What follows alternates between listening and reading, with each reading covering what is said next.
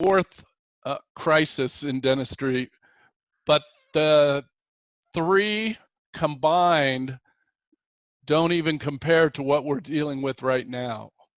So to frame up just at a really high level what we're all up against today, get the bad news out of the way right off the bat, is dentistry was on track for a banner year. If you look at the growth trends in dentistry the last few years, they've been phenomenal. So dentistry for about 5 years straight has had incremental growth. It's been awesome. More schools have opened up, more people choosing to go into the profession. And we were expected to do the services in the United States. We were expected to do about $150 billion of dental services in the United States this year. And then this hit around, our organization around May 10th, or March 10th, excuse me, March 10th. And since then, it's been very, very hard. The industry is in essentially a government mandated lockdown right now, where dentists all across the nation can pretty much only do emergency care. That's the tough part. Dentistry is down about 90% from where it was right now. But we're seeing glimmers of strength starting to show, and hopefully we'll get through this in the next few weeks or so and start to be able to build out of this. But let's go through the tough parts that I've experienced in my 32-year career. When I first got into dentistry, it was in kind of the middle of the AIDS crisis. So when I first started, dentists didn't wear masks. They didn't wear gloves. No PPE. They just wore a t-shirt or whatever.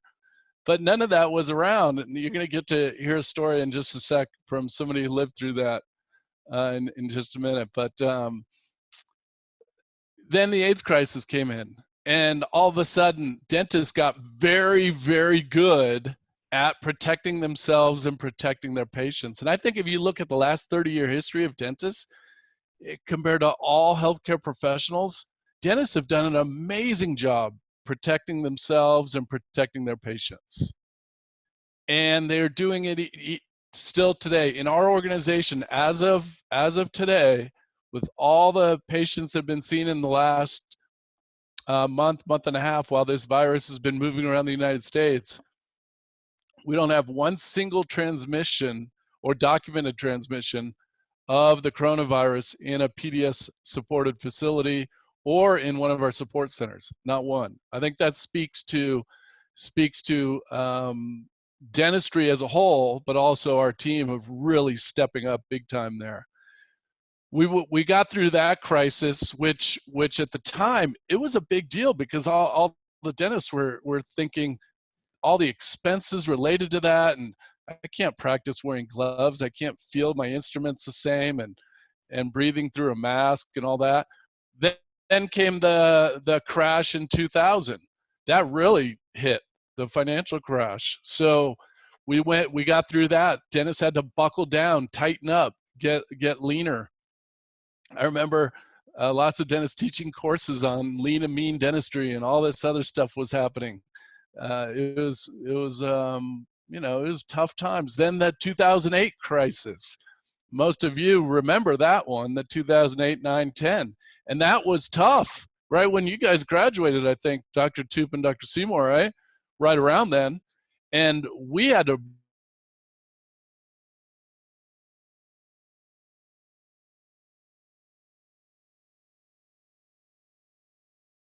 really is they do make you stronger. We will get through this, and they do make you stronger. Now, that I'm not trying to placate what we're in now. What we're in now is, excuse my language, it sucks. It is not fun. Dentistry, the profession of dentistry right now has been brought to its knees. There was a group this week that did a survey of dental practices out in the United States, just random phone calls, 10,000 dental offices, called 10,000 dental offices. Only 5% were open ready to see patients. Only 5%. Others took emergency calls, said, hey, I'll come in tomorrow and see you or whatever, but only 5%. So it is a tough time, but we're going to get through this, and I'll come back and speak to the D3, D4 students in just a sec. But I want to, while I'm telling a little bit of history, my father, who is a dentist, happens to be staying here, kind of hiding out through this crisis. And so I asked him to come in and tell just a 1-minute story of him. He's practicing since 1966, and he's still practicing today. So why don't you come on over here? I'm going to give him the headset. I love this, by the way. But I thought this, cool. What? I love this. This is so cool. I thought this would be fun. And by the way, many of you, my grandfather, his dad, was also a dentist, graduated Harvard in 1939. So I'm going to give him the headset. He's going to tell you 2 quick stories about what he's been through in those times.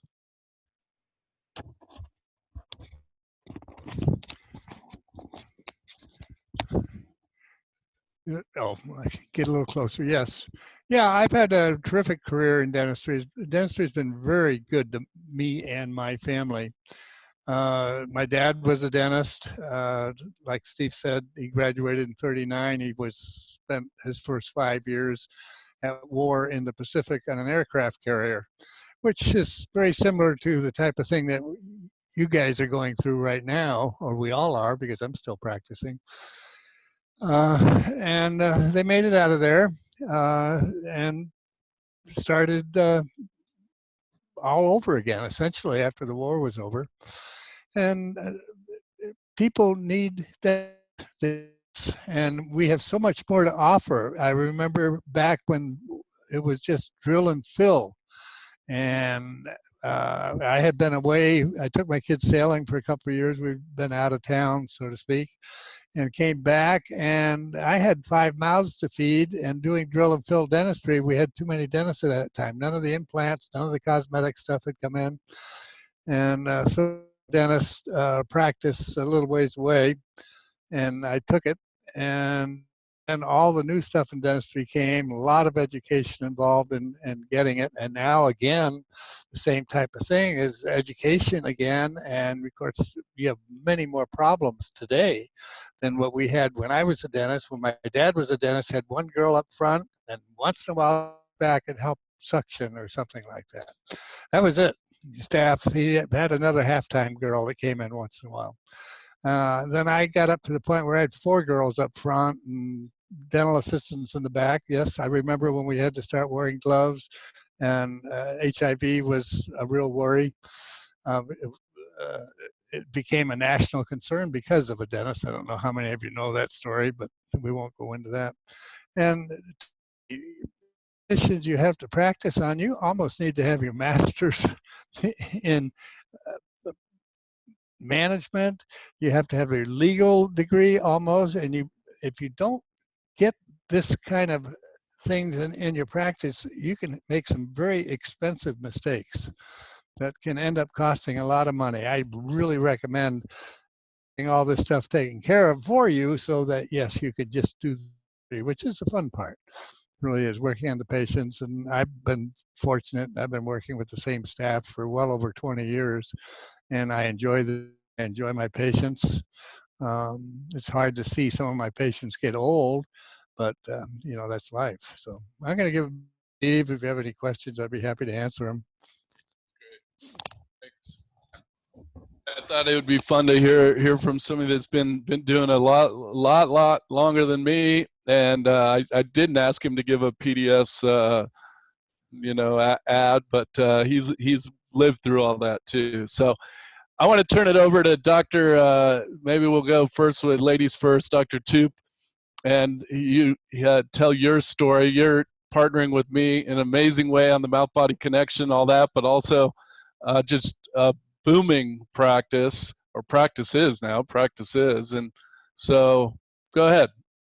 Yeah, so I know earlier Ken mentioned the 9/11 crisis and working through that. Unfortunately, I don't have experience of that, but like Steve said, I, as well as Dr. Seymour, graduated right in the downturn from the housing crisis 10 years ago. So I graduated in 2010, and as you can imagine, there weren't very many jobs out there, but I'm an optimist, right? So I called around, I finally found a job after a week, and I was living in, if any of you guys know, in Southern California in a small town called Redlands. But I was commuting 2 hours all the way up to, if you know the area, where Six Flags Magic Mountain is. So I was commuting 2 hours each way. And it wasn't with Pacific Dental Services, but I just knew I had to do what it took to find a job out there. And long story short, I ended up hating that practice.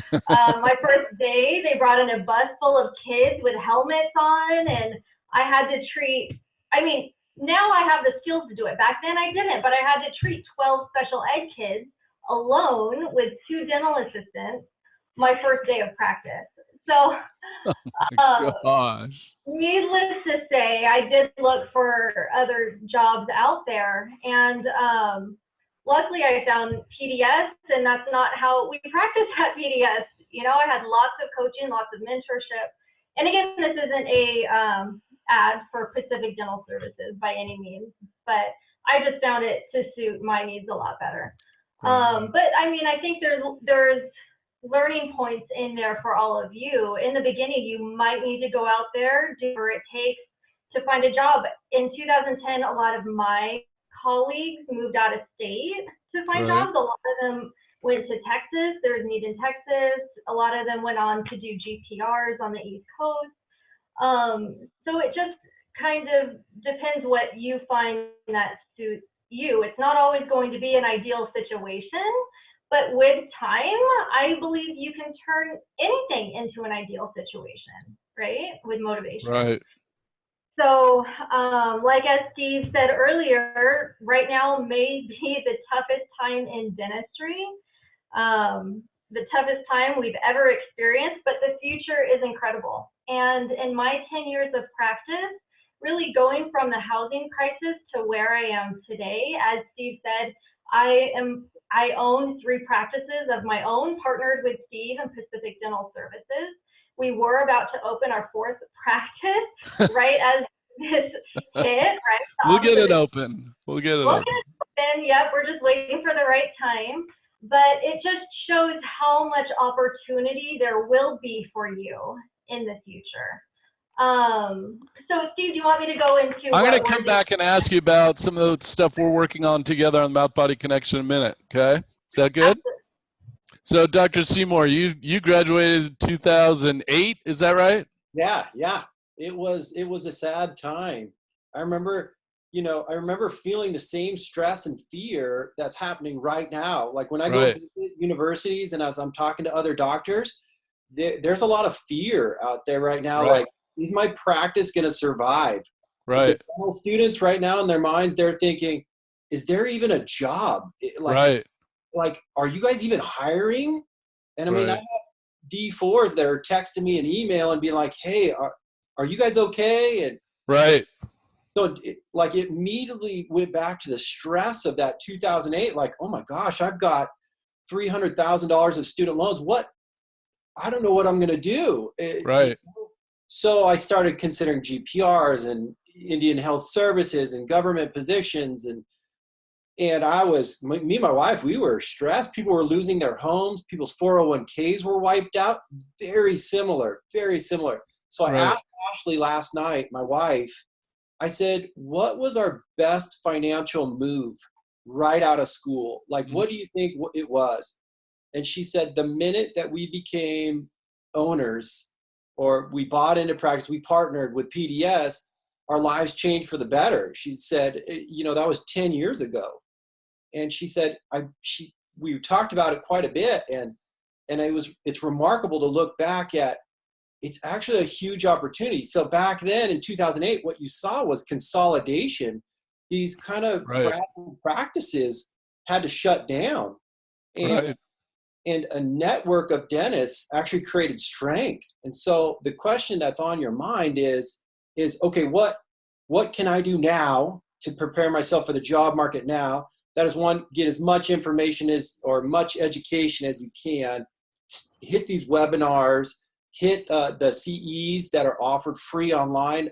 You can talk to the university relations team. They can even do, they have lots. They have the business boot camp, the implant boot camp. There's quite a bit. Also on Noble BioCare, they've got a lot of webinars, a lot of things Right. that you can do. Glidewell Right. has a lot of things. So like, what can you do right now? These are the things that you can do. But I am forever grateful for that. And there is a light at the end of the tunnel. And yes, you're going to have to be flexible. What am I going to be looking for in a new hire? We're going to have like hour flexibility, Saturdays, Sundays. You know, that's going to be at a premium. And just being humble and hungry to learn and to have a mentor is really going to be your greatest asset. So I think those are the questions I'm going to come back, and I want you to drill down on those a little bit more, because with how this came about was a couple weeks ago, I was talking to some D3, D4 students, and they were stressed. right. Am I going to be able to get a job? What am I going to do? Can I even take my boards? You know, these type of things, right? And so I said, well, let's reach out and give them some hope and encouragement of what's happening. One of the themes all three of you've touched on, the dentists touched on, is the need to continue to learn. And right now, we really are. So I'm going to get into a couple things real quick to think about as you're getting out of school for the D4 students, and as you're getting into practicing for the D3. Just continue to learn. The demand going into this was phenomenal. Our percentage of patients wanting dentistry and getting dentistry was going through the roof all the way through about March 15th, even though we started putting in our crisis management plan on March 10th, once we knew this was going to happen. And what's happening out there is people are understanding more and more about what we call the mouth-body connection. I'm going to jump that over to Dr. Toop in just a sec. But coming out of this in the next year or so, it's going to be tough. And so what I would highly recommend is, how do you make yourself different? How do you differentiate yourself from the other 6,000 or 7,000 students that are graduating this year? And it's not only that who are going to be looking for jobs, but estimates are right now about you were saying about practices closing, Dr. Seymour. Estimates are right now that about 30% of all the practices in America are going to close permanently right now. 30%. Those are the latest estimates I've gotten from some of the big vendors. So those docs are going to be looking for work. And so how do you differentiate yourself and make yourself the person a group wants to hire, or a single practitioner wants to hire? Or if you choose to go out at your own, if you do actually have the money to go get your own practice, how are you going to be different in your community and special and serve that community? It is so important. We talk about it all the time at PDS about being different and being special and being what we call patient-centric. How can you be patient-centric? You hit on the hours, and I want to come back to that too. It is going to be so vital that you're flexible right now coming out of this. The next year or two, you're going to have to be willing to work different hours than you thought, for sure. Weekends are big time right now, evenings, mornings, and people aren't going to have jobs. We're going to have to get more flexible. They're expecting maybe around 30% unemployment.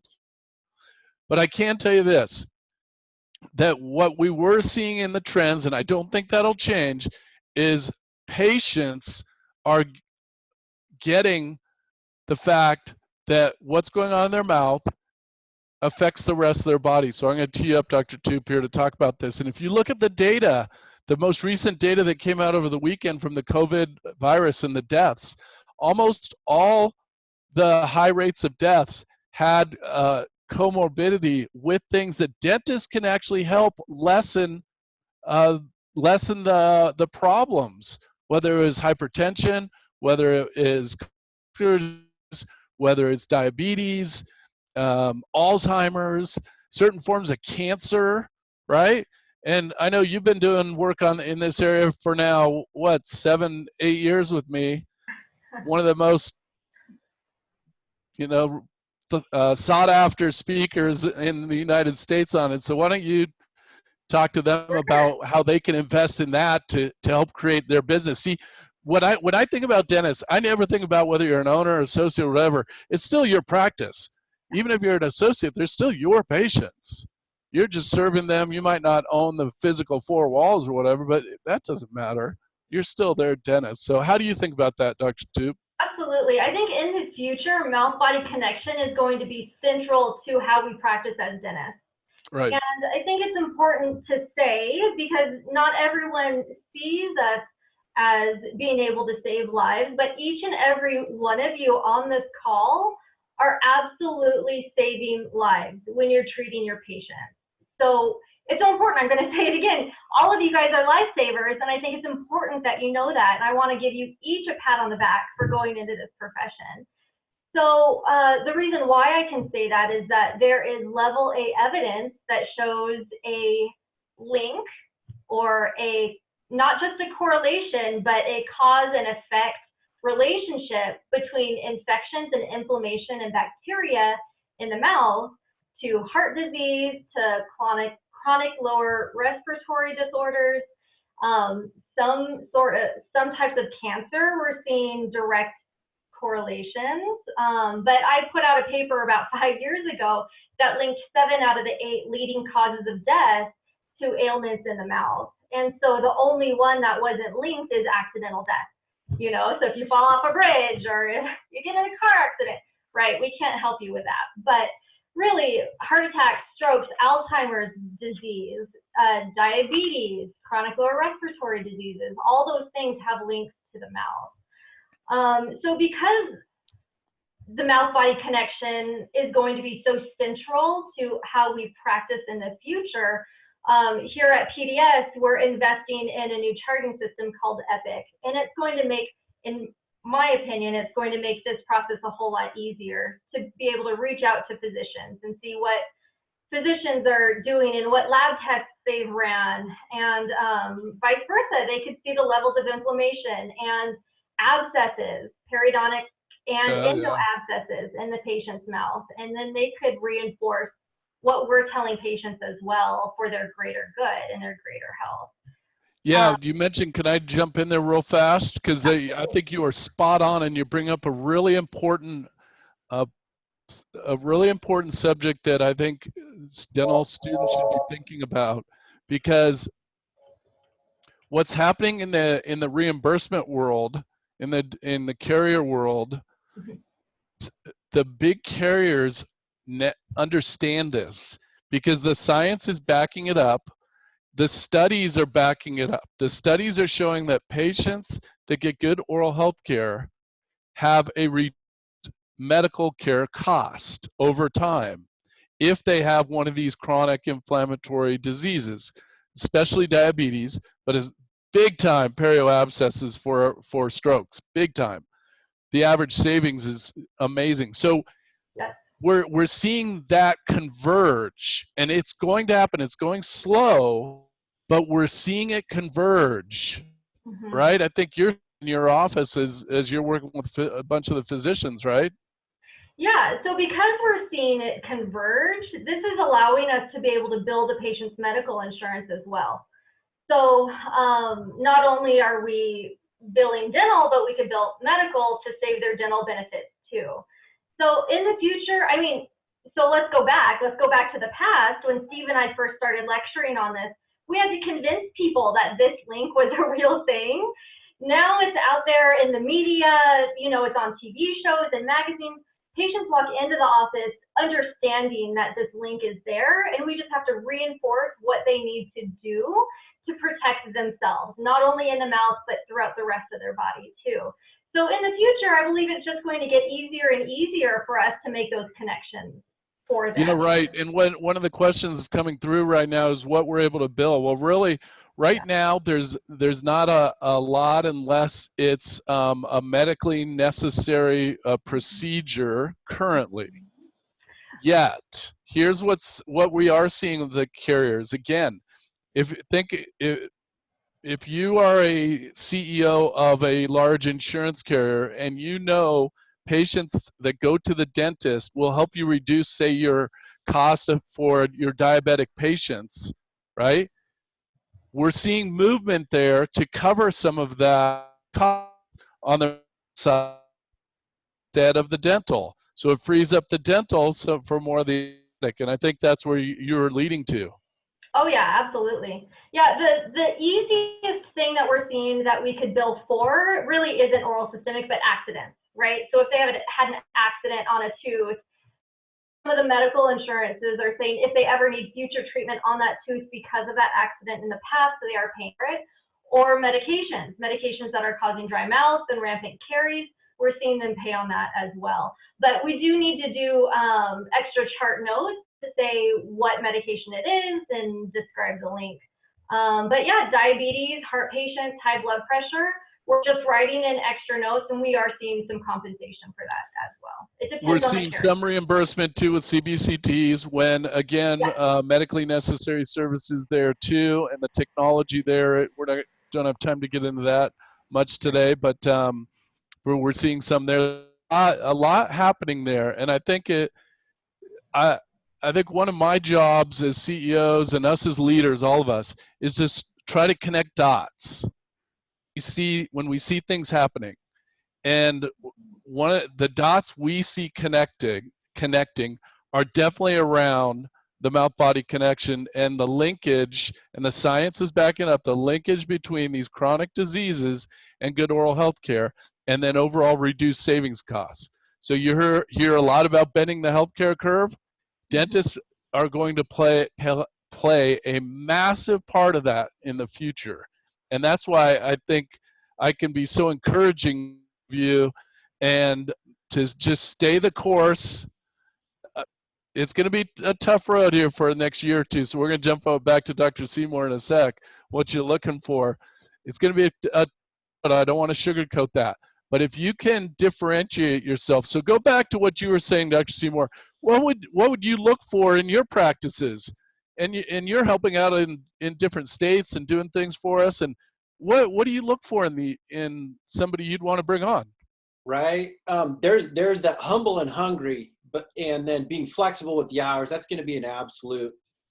If I kind of want to ask you a question before we kind of change topics. What advanced testing are you guys doing with the periodontal disease, and kind of just dip into that, because that is fascinating to know, like for the students, because that's totally a game changer. It's a game changer, and I know a lot about it, but I'm not a doctor. I think I know about as much about it as any doctor, but I'm gonna let Dr. Toop do it. You take it. Steve's honestly probably more than any of us on this topic. But yeah, thank you for teeing that up, Dr. Seymour. We are doing a lot of oral salivary testing. So It's interesting because once we find out what bacteria is causing infections in the mouth, we can see how it affects each different part of the body. And not only that, they respond differently to different treatments. So once we know what bacteria is in there, we can curate our response based on their lab results. So some bacteria respond to scaling and root planing. Some respond to, different antimicrobials that we use. Some you need an antibiotic.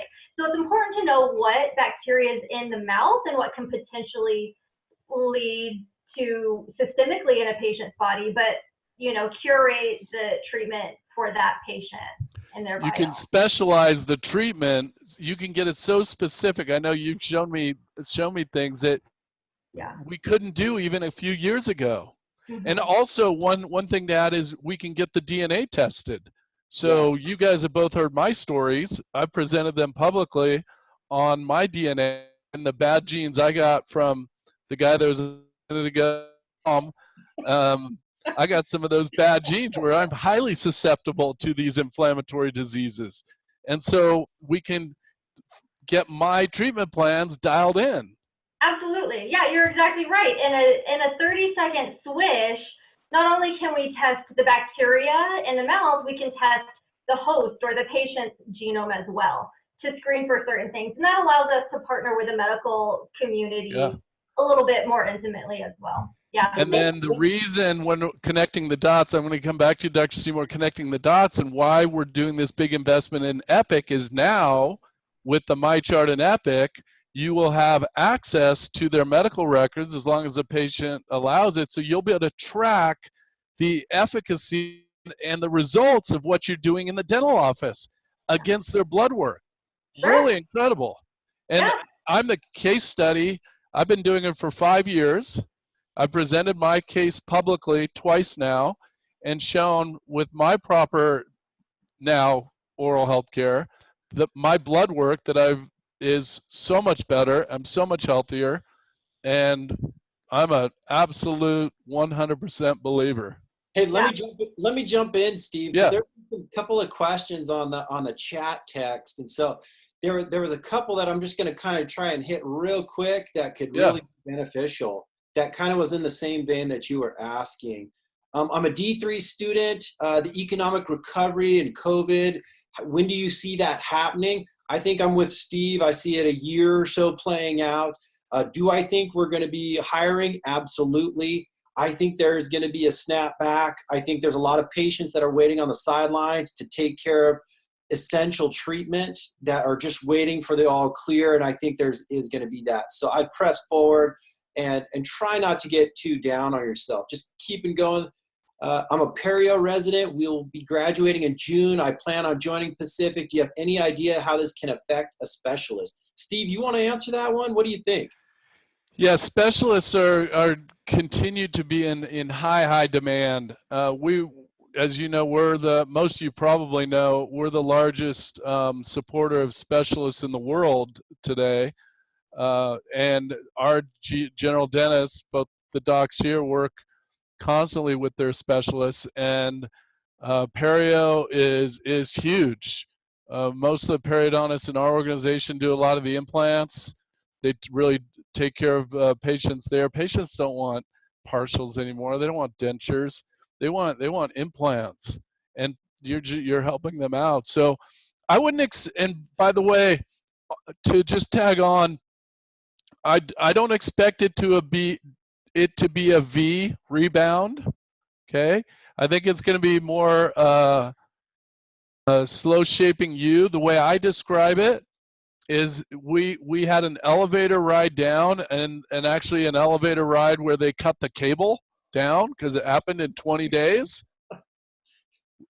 And it's going to be an escalator on the way up.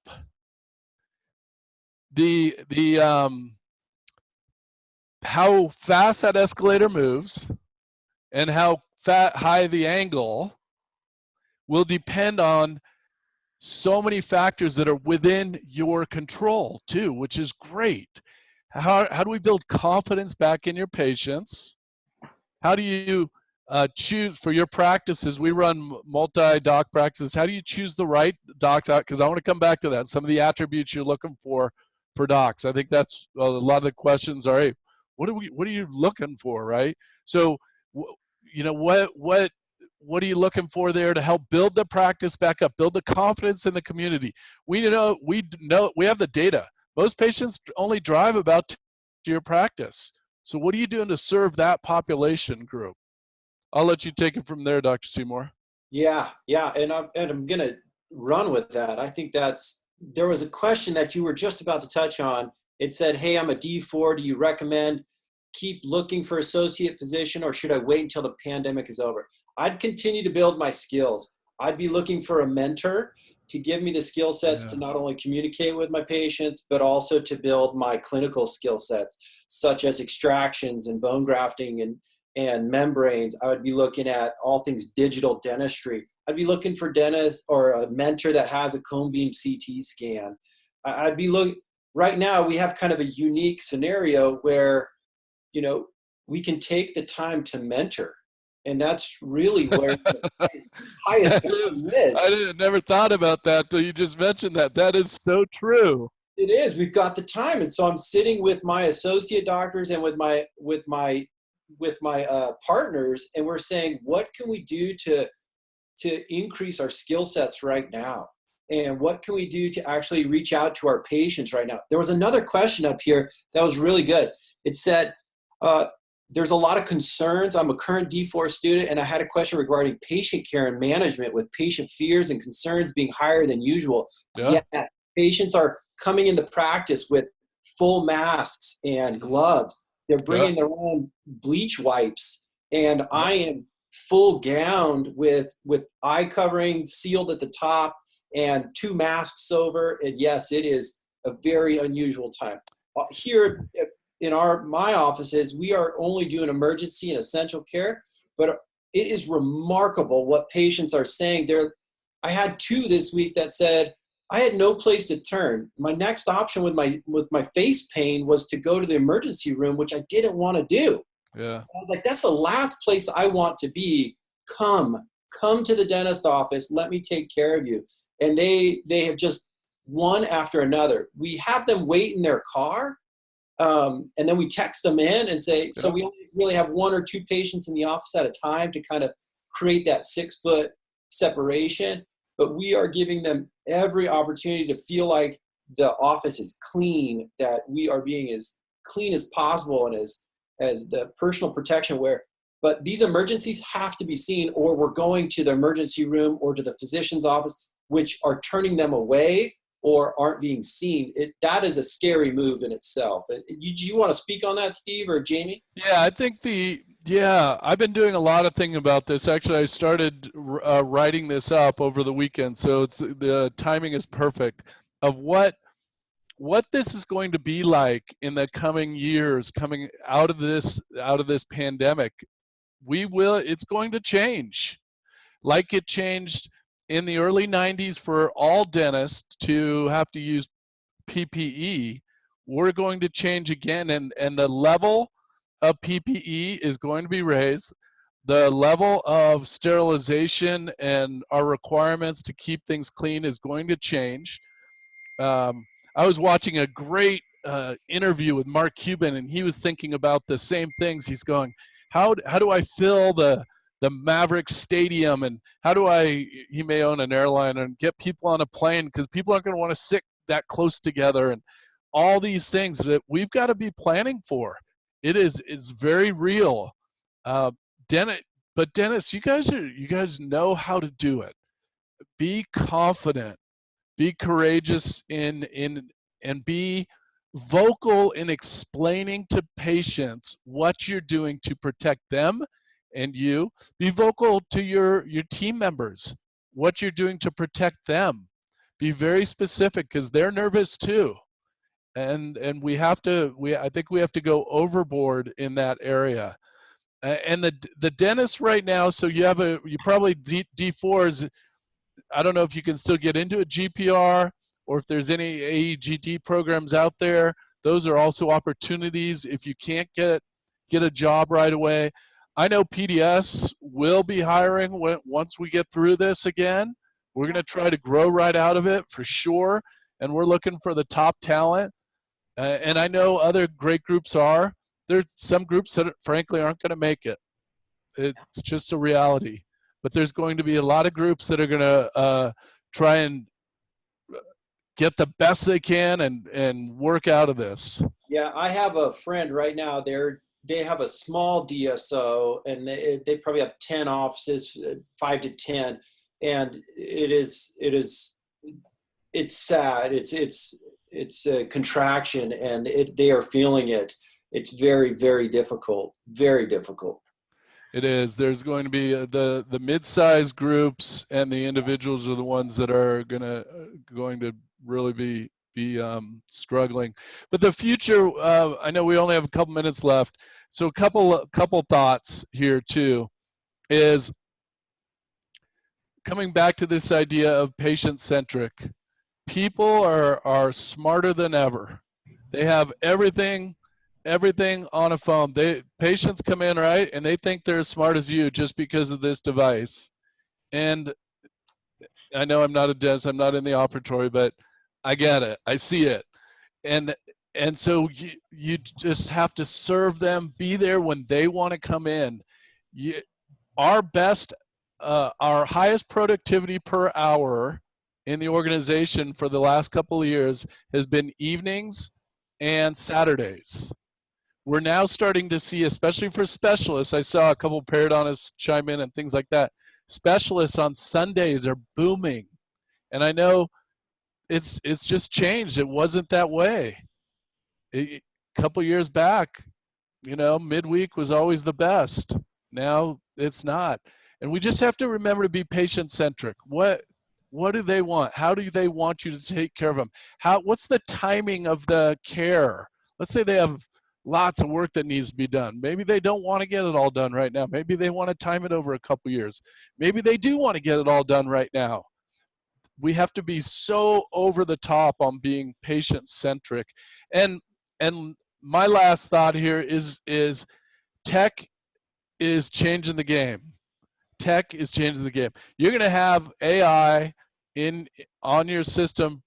If you're at one of the leading groups, you're going to have AI there for you for sure. You're going to have CBCT. We were in the midst of CBCT rollout to 825 practices when this hit. We had to slow it down a little bit of a cash crunch, but we're going to get back there.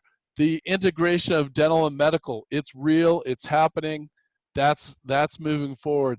And the technology around implants, it's absolutely unreal. The technology around, we just talked about periodontal disease, it's unreal. Tech around endo.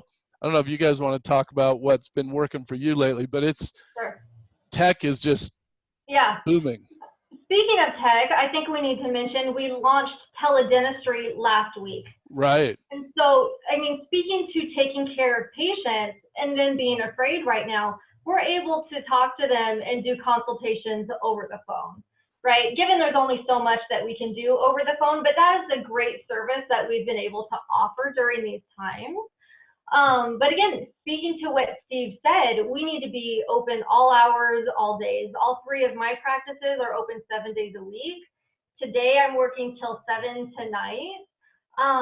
And I am seeing less patients than usual, but I'm doing more treatment on the patients I'm seeing. Right. So if I can, I took pictures of the 4 patients that I saw this morning, just so that all of you can see what's walking into our practice, right? So let's see if this works. That works. Wow. Okay, so that's the first patient I saw. Here's the second one, right? Decay. Right. These are in pain. These people are in pain. Yeah, I know. and we were open. And they have nowhere to go. ERs and walking out with viruses right now, And this is the third patient I saw. So that was all just this morning. And I mean, I did a large dollar amount of treatment, but just to get the patient out of pain and to do the best thing for them as well. So, I mean, just my 2 cents.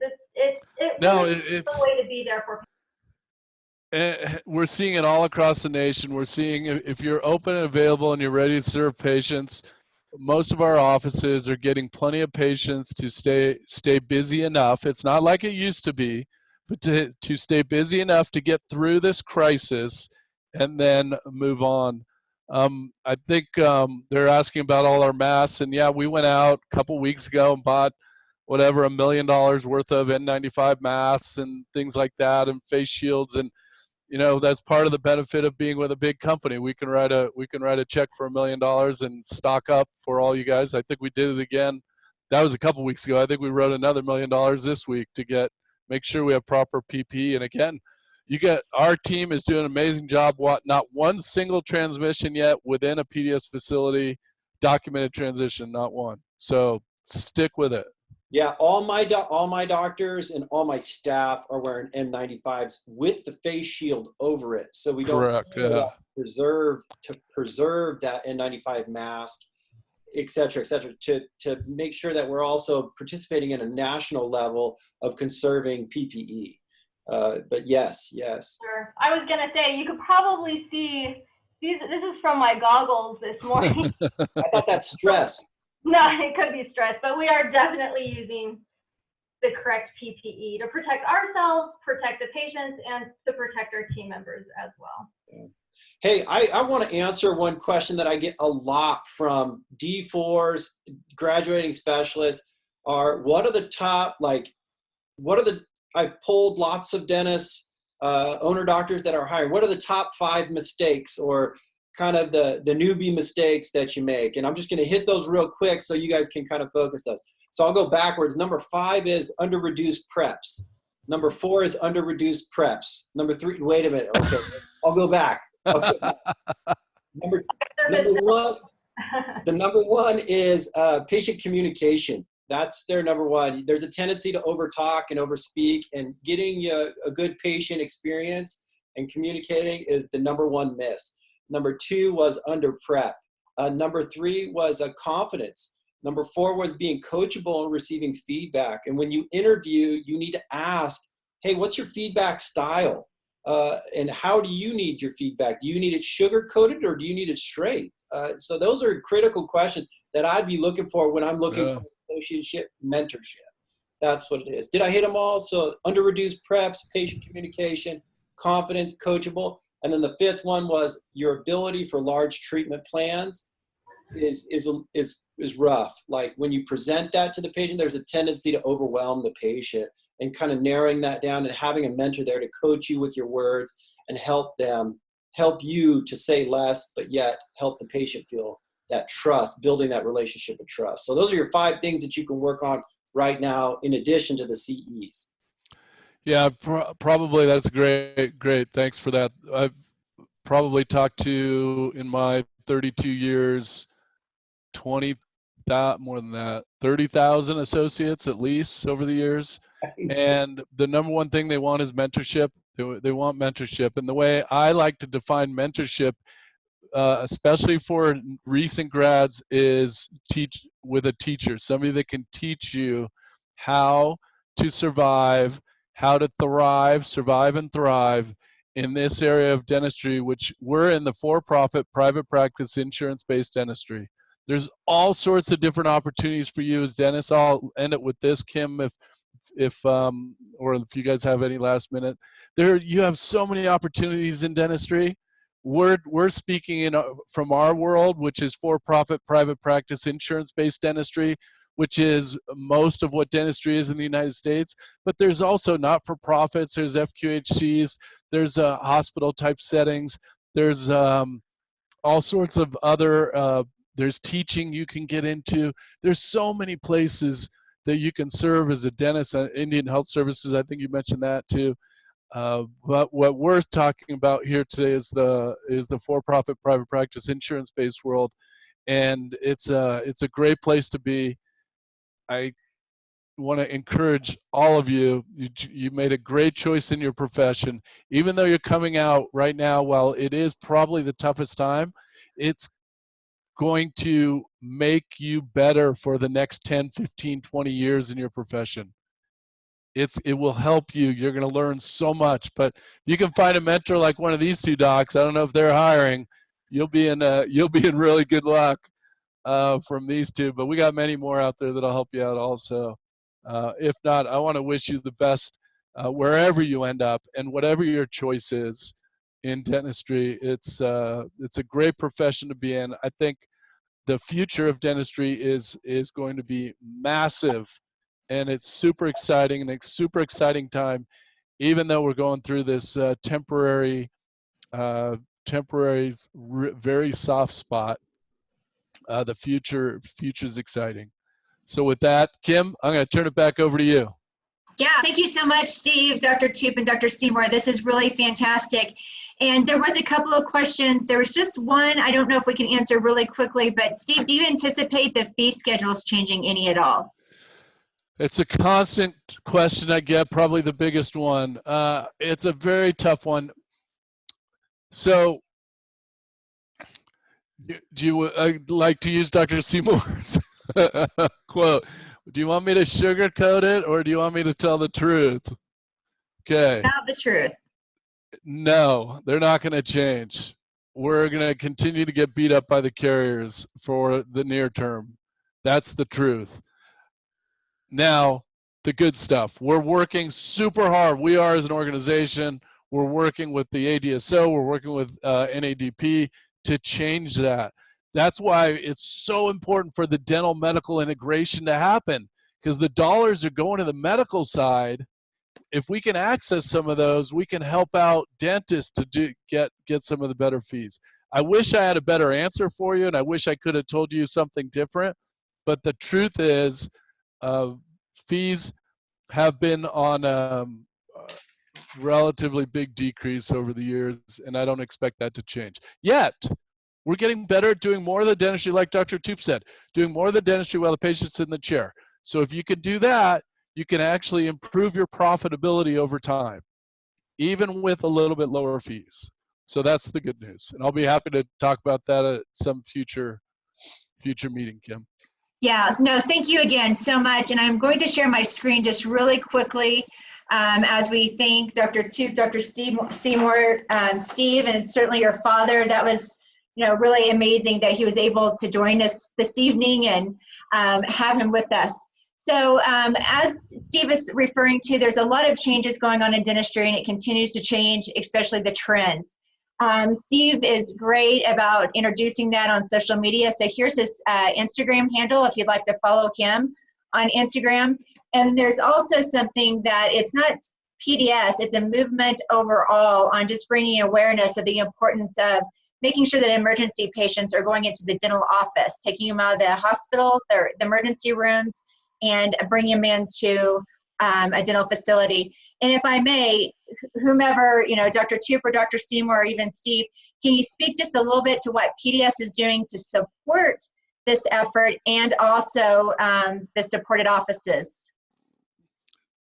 So what we're asking all dentists to do is to do a public service announcement, just a quick little video on your iPhone or your Android, whatever you're using, and telling the public, telling patients and your network out there, don't go to the ER for toothaches and oral care. Most ERs aren't prepared for it. My best friend's an ER guy. He had a toothache over the weekend. He couldn't get it done in his own ER. He had to go find a dentist. So we're trying to get a massive campaign out there, #DentalER. Go to your dentist for your dental care right now, and stay out of the ER. Save those ERs for the patients that need them. And plus, there's probably a lot more risk probably of getting the COVID if you're going to an ER. So that's what we're after. Great. All right. Well, again, everybody, thank you so much. Thank you, presenters, for taking your time. And if you can't tell, Dr. Toop and Dr. Seymour in their dental offices, they've been seeing patients all day. So we appreciate the time and efforts, and look forward to more conversations with dental students. Thank you all. Hey, thank you very much, Kim. Thanks for arranging this. It was See you great. guys. Absolutely. See you, docs. Yeah. And students, I'll keep this information up for just a little bit so that you can capture it. And if there's any questions, we're certainly available to continue to answer those for you.